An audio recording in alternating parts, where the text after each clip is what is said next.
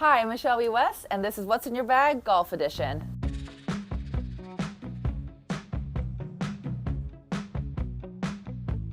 I've actually never even heard of this club before. What are we working with? Olimar. Oh, it's by Fujikura. That's actually a really nice shaft company. Grips are very old, needs to be regripped. These actually don't look that bad. Wow, they actually look pretty good. This will be a 20 degree. It would be like a 7 wood. Likelihood I would use this, actually want to try it out. It actually doesn't look bad. I'm very curious. Wow, lefty. This is bad. This is pretty bad. It looks like a beginner club. This is for beginners. This is meant so the ball goes high. Everything about this club is engineered for it to be easy to hit. If you're a beginner, you want to look for bigger clubs, easier clubs. They won't be as sleek looking. They'll kind of have a thicker face to it, more bubbly look to it. When you look down at the club, you're gonna see a lot more face, so that means there's a lot more loft in the club. The faster you hit your club, you wanna have a stiffer shaft. It's kind of like similar to baseball. If you see, there's different level of bats. This is very similar to it. This is meant for a person who has a pretty slow swing speed. As you can tell, it's a very big size and very whippy shaft. It really jiggles.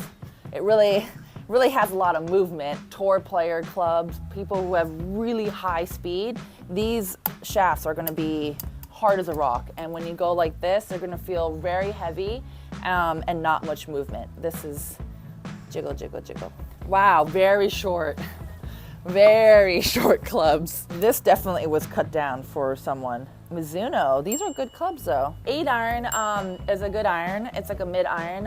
If you're a beginner golfer, I would suggest you start with clubs like 8. If you see 8, the higher the number, it means that the ball will go higher, but also go shorter. The lower the number, so 5 irons, 4 irons, 3 irons, are really hard to hit, even for good golfers, so I would not start there. I would start with the 8, 9 pitching wedge. Are those the numbers that you'll see? So grab those.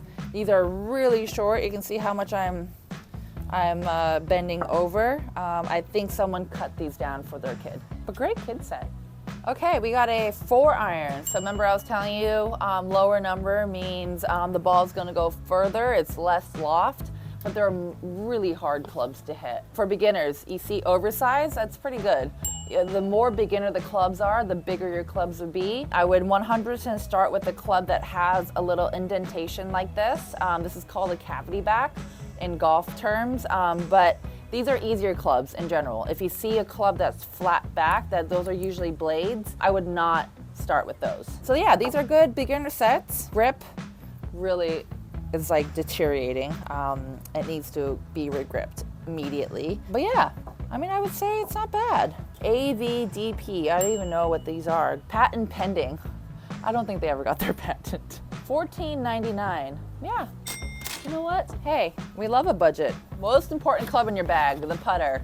The driver is gonna be the most fun to hit, but a famous saying in golf, you drive for show, putt for dough. So if you're betting on the golf course, you're gonna wanna be friends with this guy. I personally don't like center shaft putters, but these are the rage. I remember when I was a kid, these Tour Edge putters. Really easy to line up. For beginner golfers, finding a putter with this shape, a nice round shape with the line in the middle, is actually pretty helpful. These are good tools to help you line up the ball. Let's see how expensive this one is. Wow, $44.99. This is expensive for what was in our bag.